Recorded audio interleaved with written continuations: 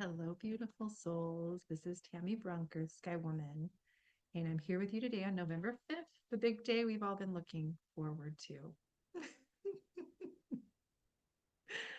I'm laughing because what feels really important right now is to stay in our hearts and to stay in the wisdom of how much we've grown and how wise we are becoming, and to not allow all the noise to unsettle us from the truth of who we are. So we're entering November. We've already entered, it's the 5th now. And the phrase that I received this morning as I was preparing for today was surprising to me. It was abide in the miraculous, as you may have seen. And it was surprising, but when I started to tune into it, part of what I started noticing is that this word abide has been showing up again and again and again. And it's a word that I really haven't heard much since I was small and when I was in church and we would sing certain songs that had really old language, old English. And so it's an interesting word, but the way it feels in my body is a beautiful feeling. It's a feeling of home. And in fact, the word abide comes from the word abode. And abide is literally, it's a kind of a waiting. It's like a sacred waiting or a sacred pause. And it really does make sense um, based on the energetics that we're working with this month. Now, I missed the window of the new moon. So for those of you who were looking forward to that, I just have to say that what had happened for me, and maybe this is happening for many of you, is that I am in a space in my life where I'm trying to balance the local with the non-local. And so I've been doing a lot of ceremony this last weekend here in my local community and rooting into that myself. So some of you out there have been in that mode as well, like really connecting personally into prayer and rooting into a space of a lot of peace and calm and working with your local community perhaps as well, with the land, with the elements. That's been my deepest meditation and commitment in the moment, is to come into a deeper relationship with divine and with my anointed ancestors and with the spirits of this land and with right relationship. So, but I've been feeling you all out there. And so I've just had to listen to right timing, and right timing is today.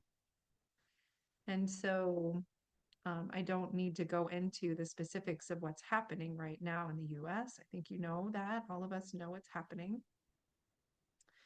But when I tune into this phrase and when I tune into the month ahead, what feels really clear is that we are not going to have any firm answers. Like maybe we will, right? But it feels like from the astrology, we probably won't know much for a little while. And what I also want to remind you is that this is the very completion moment of Pluto and Capricorn. And so part of what that brings, part of what we're feeling, is this arising or more the maybe amplification of what has been, of the energies that may feel very ancient, very archaic, very regressive, some of the perspectives that we might be hearing and seeing, some of what we might be concerned about for this country are very, I'll just say patriarchal themes, right? So that's real and it affects our nervous systems, and it's a deep concern for many. So what I want to say is that what we know astrologically is that that energy is going to shift. Now, what that looks like, we can't be sure, but we do know that there's something that's going to shift, and it's going to be shifting in a major way beginning November 19th. That's when Pluto moves into Aquarius for the first time. So, so for those of you, and there are many who are really feeling it, you know, all of you out there who are sensitive and empathic, you're feeling everybody's stuff, you're feeling everything get stirred up. And I would just encourage you to really be very kind to yourself. And I also want a presence that that doesn't mean you don't care, and it doesn't mean you're not taking action, and it doesn't mean that you're not doing your part. It is important to do those things. And yet, to me, what feels so important is that each one of us has a different role. Each one of us it's our responsibility now more than ever before to really tune in and to ask, what is mine to do? What is my passion? And what can this body do? And how can I tend to this body and this energy and this spirit and the congruency within myself so that I can be here for the long run? Because there's a tendency in this country to focus so much on presidential elections. And mind you, I do not mean to infer that there isn't great significance in that. Um, However, I was just reading this morning an email from an Indigenous woman with a Native organization up north, and she was speaking to something that I think many people of color, many Indigenous individuals understand, which is that we're here for the long game. And so, um, really, there is always work to be done, and there is something to be tended to. And I think what more and more of us are coming into is the deeper work internally to come from a good place and to continually be becoming more present to what's alive in our bodies, to our feeling states, to um, authenticity and honesty with that. And also to be aware that in any given moment, we can actively, often this involves some version of coming home to the present moment, being really honest with that, seeing what's needed. And then often we can consciously choose to make some form of shift in terms of um, becoming conscious about how we move forward.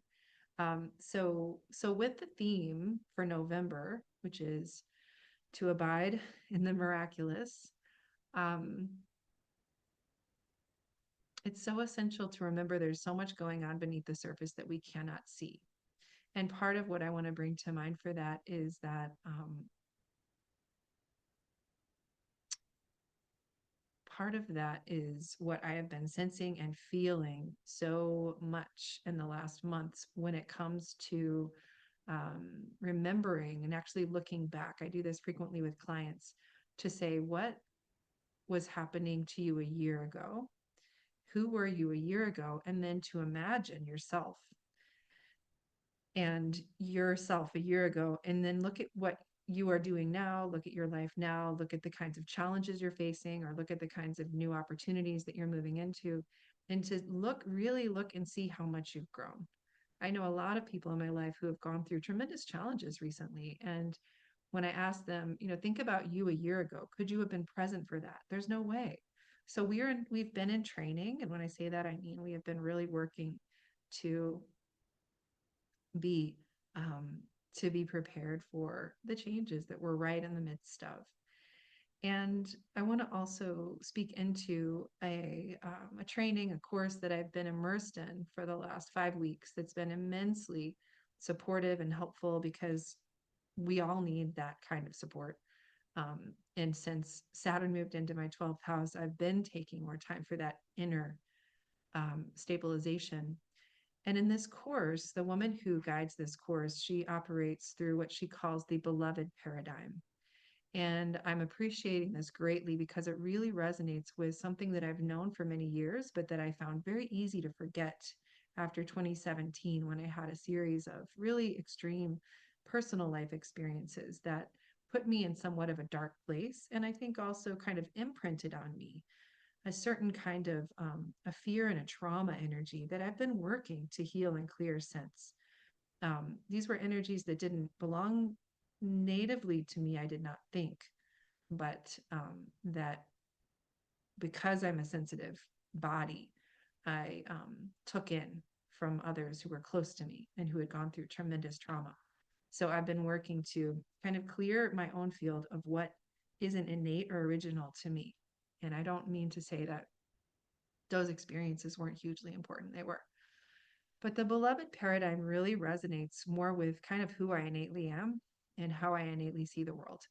And according to this paradigm, and I want to credit, it's Zoe Christina Solaris who uses this paradigm in her work. And she's a beautiful ceremonialist, Hungarian shaman, and has deep roots in the Essene lineages from France. And so there's a lot of resonance for me with that in my own lineages. But the beloved paradigm Basically, the principle or the concept that I think many of you will recognize, and I love this new articulation, is that humanity as a whole, that we have been in this process where evolution has primarily come about through suffering and pain and struggle, that's how we've grown. That's a big part of how we've grown, right? And that's been a part of our journey. It's been an important part of it. And we could connect this to the Pisces age. You know, if you want to think about Pisces to Aquarius, that's one way to translate it, but there are a lot of ways to see this. So that's where we've been. And part of why that's so is because it's very effective. For many of us, it's really not until we're down on our knees that we really ask for help or we really begin to remember what's important. And so, but according to this paradigm, that, and this is what was really key for me, um, there's the articulation that the problem with that way of learning is that it's actually very expensive. It's very costly to the earth and to ourselves, to our bodies. And that struck me because, you know, when I've sensed that, I've known that, and I've actually heard that from my own guides, and many of my guides have a sense or a feeling of from my own indigenous ancestry. So I've heard and known that, but there's been a part of me that's held back. That's like, well, you know, that doesn't quite seem right. That's bypassing, right? But what she articulated is that it's costly, it's very expensive. And I started to look at that and feel that and see that. And when I just look, for example, at Gaza, which is near and dear to my heart and has been, I've talked about this before, but it's been something that is so close to me on some level that I've had a very hard time knowing how to articulate or how to speak of it in a way that is good medicine. But the cost of war, of natural disasters, of all of these kinds of things that arguably the only purpose for that could be to break open our hearts. The only purpose for that would be to break us open to grief so that we actually feel again, because so many of us are dissociated and numb. But my sense is actually, again, that what's happening instead is that people are becoming more numb. People are becoming more, in some ways, hardened or so taken out of their bodies that we can be of no earthly use. There's only so much we can titrate at one given moment. So, so it's expensive. And according to the beloved paradigm, we are moving into a time where instead we learn through the principles of grace and mercy and love, and that we learn to uplift and we learn to see the best in others, and we learn to move from that place. And I can add so much of my own, you know, there's a lot more, um, but for me, what it feels like is that it's this question I keep asking myself, and I keep really, when I'm kind of talking to the heart of humanity. I've been talking to the elements, I've been talking to Mother Earth, I've been talking to the heart of humanity, I've been talking to the sky, I've been talking to the waters, been talking to the land here, been talking to my ancestors. And when I do that, um, what I keep just asking, and of myself, is what will it take for me to wake up right now, for me to step into full alignment with my soul, passion, and calling to the deepest degree? Will it take me going through a natural disaster? Will it take me, or I would say this nation, going through tremendous pain and suffering in order for us to open our hearts? My deep, deep desire is that that is not the path we choose. And that instead, when we have the spaciousness to, as we do have the spaciousness, that we can make new choices. And I do see many, many, many people making new choices. And I want to honor and acknowledge the ways that we are growing, we are learning.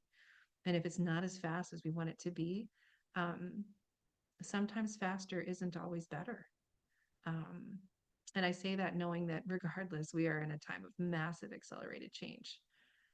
So I said this is the November report, right? And I haven't talked too much about the astrology yet, but what felt important was also to just to share from my heart some of the thoughts, some of the feelings, some of what's been going on.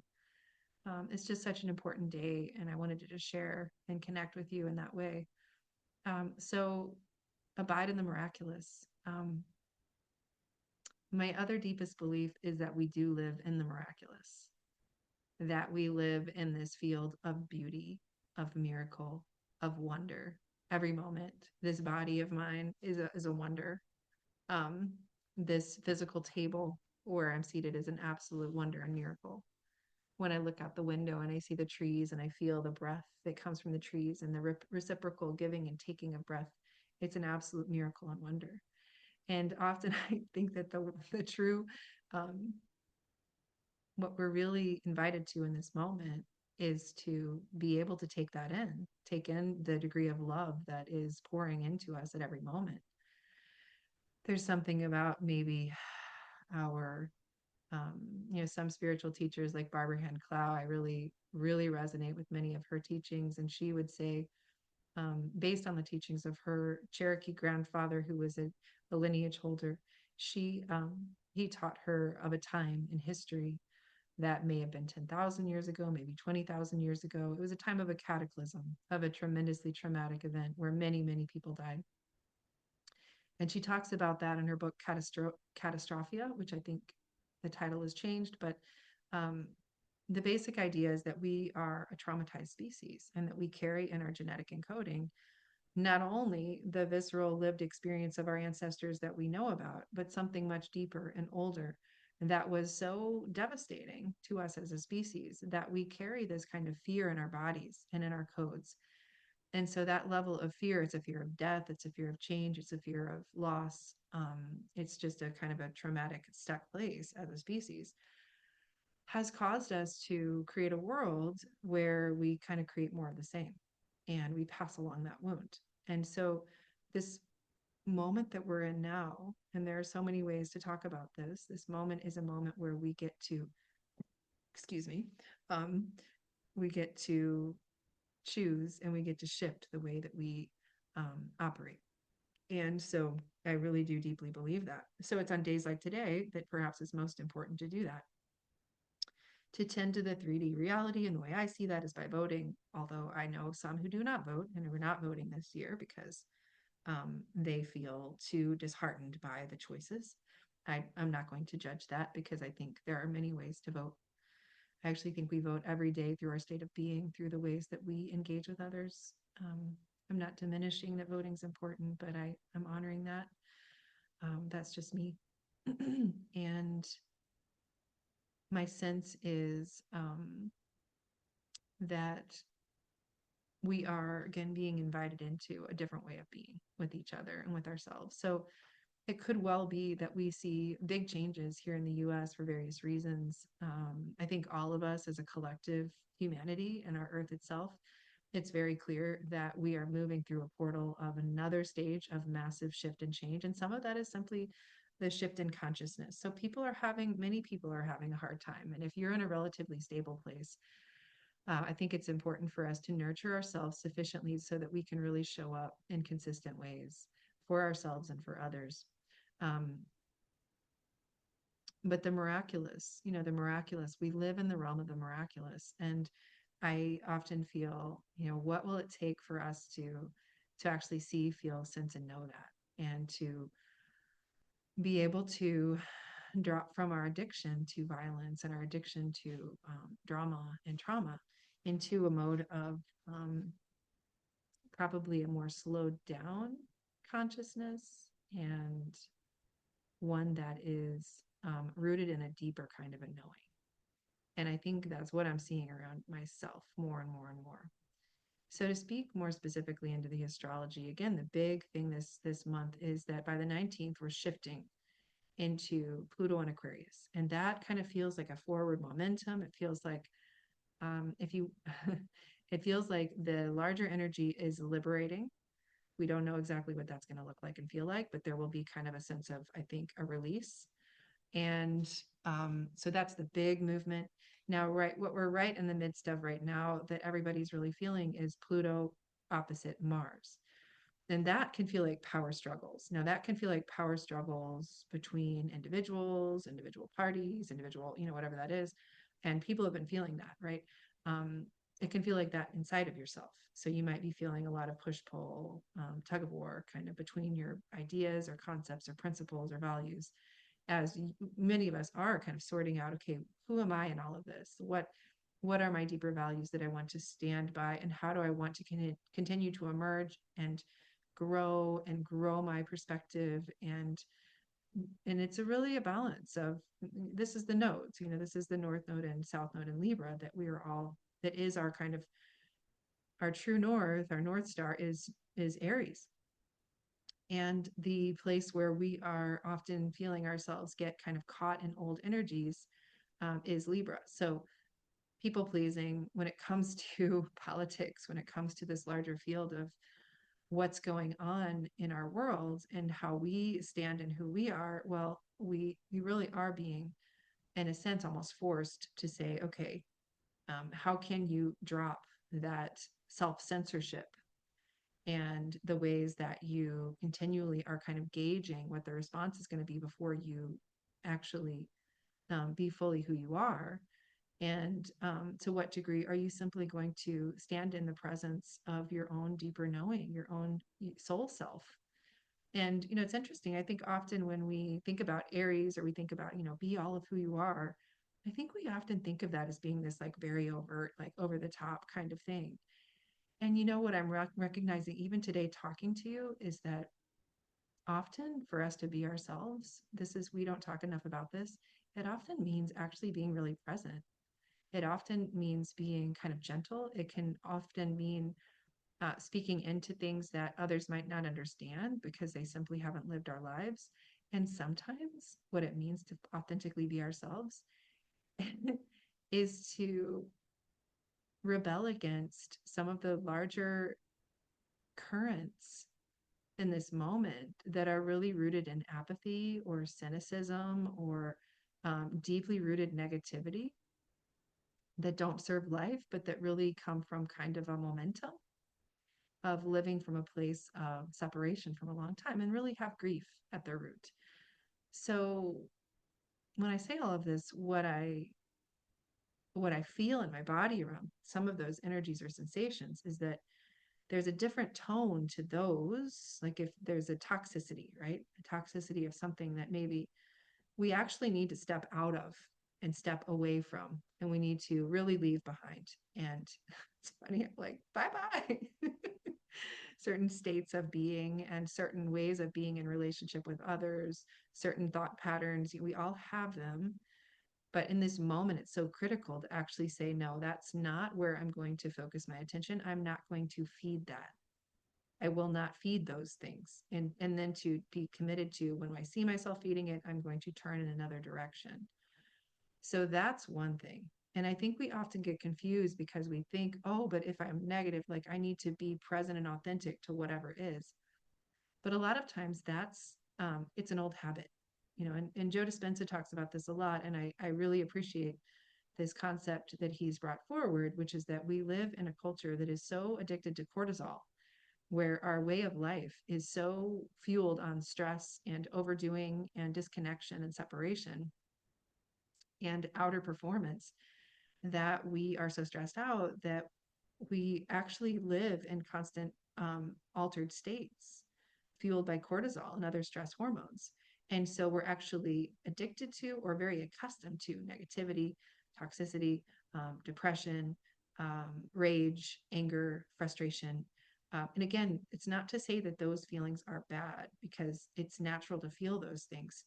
But when we live in that zone, much of the time, thinking of that as an altered state, that's not really our natural innate way of being, I find very useful. And so if that's so, then that also speaks to the reality that it's hugely important for us to do whatever we can do um, to cultivate more of a sense of inner peace, to cultivate more of a sense of inner, even if it's quiet joy or wonder or beauty, and I think also to cultivate just a presence with ourselves so that we're rooted enough to feel, if I do feel, I'm a big believer in tears, and that there's a cleansing sadness. Every emotion does have a sacred element. When I say sacred, I mean an authenticity that's super important for us as humans to be able to move through. And if you're ever around a toddler, you can see how they do that. When they're upset, they really express it. They move it through their body. and they don't kind of hold it in. They move their body, they express their feeling. So I think if we could learn to do that more, it would be really healthy for a lot of us. That's different than staying stuck in a state of, kind of these old emotions. But also, there's just this innate joy that we, I think, don't almost allow ourselves to feel or speak about. I'll say that as someone who has been aware more than most since I was very young of the global community and the um, the impact, I'd say, of the government here in the US on many other countries, and understanding, for example, the history of what happened to indigenous people, or the history of what happened to in the from the legacy of slavery, or the influence of our government in Latin America and other countries. I was exposed to that at a very young age. And so I've been very aware of the vast inequalities and very aware of the kind of repression that has been enacted on certain communities and populations. So, I've always been aware of those things. And what I have been beginning to recognize is that we, even this way of thinking, because I think many of us right now are having to broaden our perspective so that we really try to look at the world through many different angles. And so, what my way of looking, my lens through which I would look at people from other cultures or nations, or it could be tinged with, I want to say, putting everybody into a box where, well, one thing is putting everybody in a box. And yes, I think it's very important to know our history. And yes, there are these truths that I learned about that I think are hugely important. How do I want to say this? And at the same time, just because I also have been conditioned to think in terms of us versus them, I've also been conditioned to have kind of a hierarchical worldview, that there can be kind of um, a distortion in the field and the way that I would see people. So, for example, I wasn't necessarily focused so much on, oh my God, like look at the resiliency, look at the beauty of these individuals who have gone through what they've gone through and they have maintained culture. And I'm going to focus as much on that as I am on the continued legacy of genocide that I want to be a part of helping heal, right? There's like a need for a balancing of that. Or if I look at white culture in the US, and that's vast, there's a tremendous amount of variation within that, right? Um, then, I think about, I just got a book, it's called White Trash, and it really talks about how, even in the way this country was founded, that the stories that are told about that are really off base, and that there were many, many, many indentured servants, many children, many of the people that actually Great Britain was trying to get rid of because they were the poorest of the poor. They were the most oppressed in many ways. And so those individuals came in waves to the US and were, in a sense, used to make money and to prepare the land and to, were put into situations where they were pitted against the indigenous peoples. And so there's just a much deeper story that needs to be told that includes all of us. I think that's part of what I'm saying. I know I'm kind of rambling. But this is relevant for today and for this moment, because what we're really asked to do is to stay in our hearts, even as these forces that would have us so deeply divided from each other continue to heat up. Because at the end of the day, we need all of us. And at the end of the day, um, I want to also say that with all of that, we need our two spirit people. We need to be sure that we are creating a sense of safety for all those individuals who don't fit the norm. We need to continue to, that's my more progressive liberal aspect, that I want to stand by that so deeply. And also it's very clear that there are very strong misogynistic um, themes and anti-immigration themes, all of that that are emerging from um, a certain political party, and that is it can't stand. It won't stand, because that's not the direction that we as a species are needing to evolve in. So my sense is that it will take time, but that the movement is toward freedom. The movement is toward more progressive ideals, and that's inevitable. And so one of the phrases in prayer that we've been practicing over the last few weeks in this course is that it's already done. It's already given. And that's the way we pray. It's already given. And so, as we move through this month, and I'm going to do a separate video basically on a separate video on the new moon on the 15th, but or the full moon on the 15th rather. But as I complete here, I just want to presence that my sense is that this is a more important time than ever for us to maintain our sovereignty and maintain our own ground and center. And the reason I say this is because I'm aware the news cycle can jerk us out of our bodies very quickly and can take us into our heads in such a way that we can feel, among other things, very guilty because we don't think we did enough, or um, there's this feeling that we should be able to there's just it's easy to get pulled in, it's easy to get sucked in and lose our center. And the reason it's so important for us to stay in our center is because this is a time where we're being asked by the universe, we're being asked by creation, what actually do we want, what kind of world do we want? And we are voting with our consciousness, we are voting with our every action, we're voting with our every thought. And so it can be very easy, if we get pulled into all these narratives, that's pulling our life force energy, that's pulling our creativity, that's pulling this energy that we need to stay very rooted in our hearts and our bodies, in our creativity and our life force energy, because we're going to need that to create a new future together. And because, again, it's like the difference between changing, opening our hearts, becoming who we want and need to be, because of terrible things that are happening, or versus making that choice because that's how the evolution is wanting to move us. So if you feel really a lot of joy right now, if you're really happy, if you're loving your life, if you're thriving, if you're making a difference, if you're really engaged and affecting positive change, and you're really excited about the future, bless you. Don't let anyone make you feel that there's something wrong with you for being happy and excited about the future. um, we need that. That is actually creating a line into the future for us. If you don't feel that way, well, you're not alone, and bless you, because we certainly, many of us feel that as well. But and it's not a but and and I'm going to complete with this phrase: abide in the miraculous. um, the future is malleable.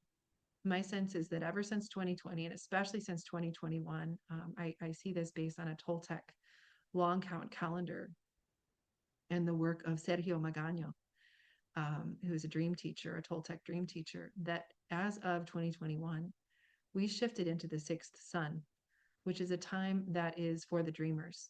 And it's a time when reality becomes very malleable. And it's a time when we tend to shift our focus, kind of like what we began to learn in 2020, less from the outer reality and more into the inner reality.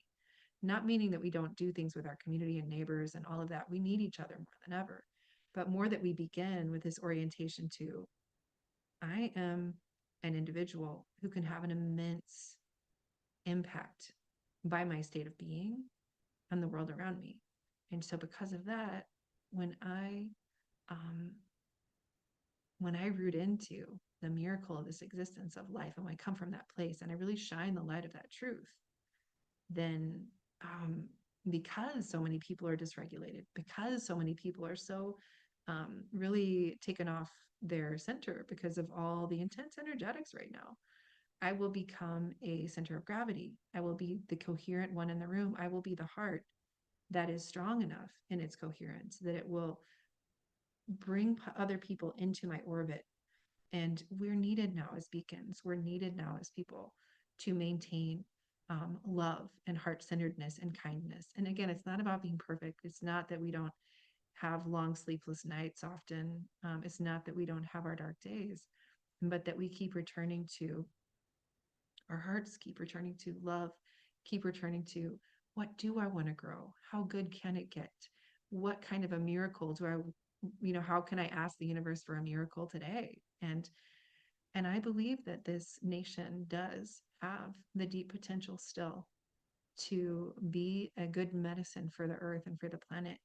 And that's my prayer, is that through the election, by whatever miraculous means, that whatever happens helps to further that goal with as much grace and ease as possible.